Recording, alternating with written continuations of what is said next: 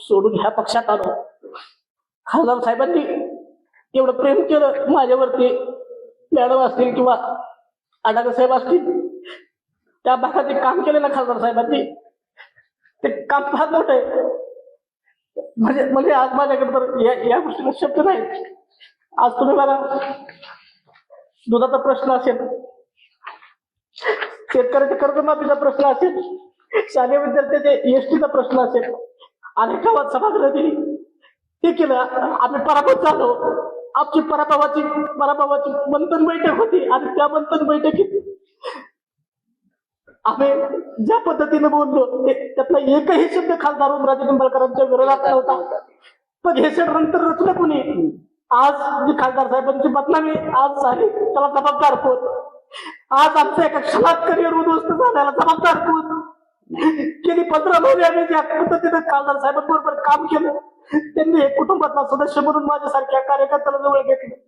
आज लाखो रुपयाचा निधी आज तुम्ही ही बघा, भूम तालुक्यात खासदार साहेबांनी काय काय निधी दिलाय, काय काय कामं केली. अशा पवित्र माणसावर जर आज एवढे गंभीर आरोप करून त्या माणसाची बदनामी केली असेल तर आज काय सांगू शकतो आम्ही? सांगा ना तुम्ही. आज पूर परिस्थितीमध्ये दादांनी जीवाची बाजी लावली. 10,000 पेक्षा जास्त किट त्या ठिकाणी वाटल्या. आज सगळ्या प्रशासनाला शेतकऱ्यांचे पंचनामे करायला लावले. 28 दिवस आम्ही कुटुंबाच्या बाहेर होतो. खासदार साहेबांनी ज्या पद्धतीनं आम्हाला न्याय दिला, ती कामं केली. आमच्या प्रत्येक फोनवरती खासदार साहेबांनी कामं केली, विकासाची कामं केली. आज भूम तालुक्यात 3450 शेतकऱ्यांना पहिल्याच टप्प्यात 2,41,00,000 रुपयाचं अनुदान फक्त खासदार ओमराजे निंबाळकर यांच्यामुळे मिळालं. भूम तालुक्यात 28 रुपये 25 रुपये दर होता दुधाचा. लोकसभेत प्रश्न उपस्थित केल्यानंतर तो दुसऱ्या तिसऱ्या दिवशी 32 रुपयावर गेला. अजून काय करायचं त्या माणसाने? आम्ही आमच्या पद्धतीने आम्ही दिल्लीपर्यंत गेलो. आज रेल्वेचा प्रश्न असताना आज रेल्वे मंत्र्याला सुद्धा खासदार साहेबांनी पत्र दिलं, त्या भागातून रेल्वे गेली पाहिजे.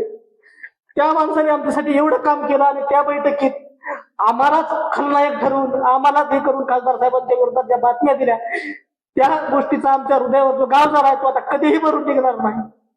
आज आमचं करिअर आम्ही पराभूत झालो याबद्दल आम्हाला काही हे करत नाही. ठीक आहे, आम्ही खासदार साहेबांच्या विकास कामावर आमच्या विकास कामावर आम्ही जनतेत गेलो, आम्हाला जनतेने नाकारला असेल तर आम्ही मान्य करू शकतो. परंतु ती कुठलीही बैठक पक्षविरोधी नव्हती, पक्षाच्या विरोधात घेतलेली बैठक नव्हती. आणि आज जर आमच्याच काही स्थानिक पदाधिकारी याला जर पक्षविरोधी वगैरे वगैरे हे करत असतील, तुमचे डिपॉझिट